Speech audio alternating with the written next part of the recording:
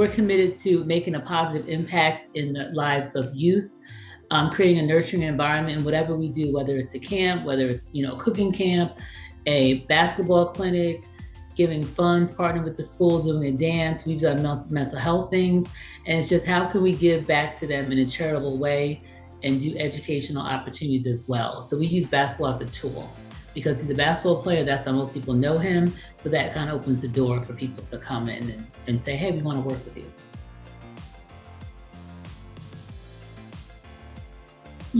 My son is a golf enthusiast. He loves golf, he enjoys it, and we've seen other people do things in the past with golf tournaments. And I've been to John Stark's, not his golf tournament, but his casino night he does beforehand.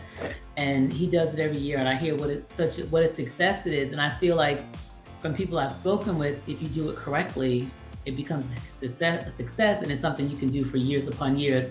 And after a while, it's just wash, rinse, repeat. You're really not having to do so much groundwork because you've done it in the beginning, you've done it correctly. Of course, you'll tweak things from time to time, however, but it's not like we need to reinvent the wheel.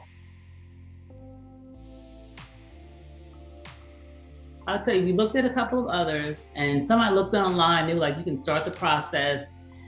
And so I started the process, like going through them and trying to type them up. And then I came across Event Caddy, and I was like, let me just send them an email and see what could possibly, what they offer and don't offer. And then Liam has been so great the past 2 years. We've worked with you guys 2 years.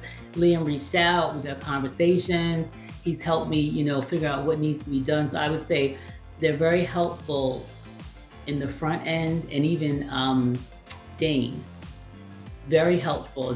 I just send an email and that's it. I get a correspondent back within a couple of hours, sometimes within an hour, and instructions, what I should do, what I need to do. So just for me, it was a no-brainer when I talked to Liam on the phone.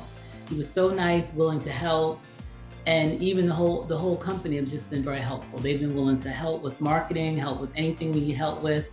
And the fact, once we started, the emails are wonderful. Like I mentioned earlier, you can do an email blast. You can send that to all the participants.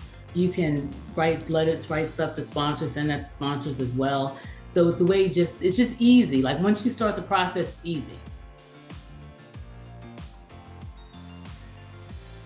Yeah, I would say no if you're gonna have a golf scramble or a golf tournament. That's big because rules are different for both. And we learned that last year. We're writing up some of the things like, what are we doing now? Because we named it one thing and then we played a scramble. So we created these cards, these 5x7 cards, and did it on the internet. And then we went to the store and printed them out and put them in everyone's things. So everyone knew the rules because we named it one thing, but then we did something else. So kind of knowing the difference between, which one is which and what part of the country you're doing it in. Because in Louisville, it's a scramble. In Philadelphia might be something else, a tournament. So you want to make sure that you're in, that you know that. And also trying to figure out exactly the goal, how much money you're trying to raise, that's important. And then how do you go about raising the money? Besides getting sponsors and tapping to everyone even like some friend that had, because who knows, someone might give you $500. And I think the other thing which we did last year, hit the ground running, is there's a thing called First Tee, and that's where they teach young people how to golf. We found out about in the middle. We were able to sponsor, I think it was 8 youth, and they were able to play that day. So just figuring out who you want to sponsor in the beginning. So now this year, we already know we worked with First Tee last year. We want to work with them again this year. We want to give 8 kids a chance to go in and play. So those kind of things that you may not realize, or how are you giving back to the youth? If that's your thing, is giving back to the youth or even to the community. So maybe for you, it's maybe some college students who can't play, some high school students who can't afford it, but how do you incorporate that? I would say for anyone who's going to start planning an event, just, I was told this in nursing school many, many moons ago, plan your work and work your plan.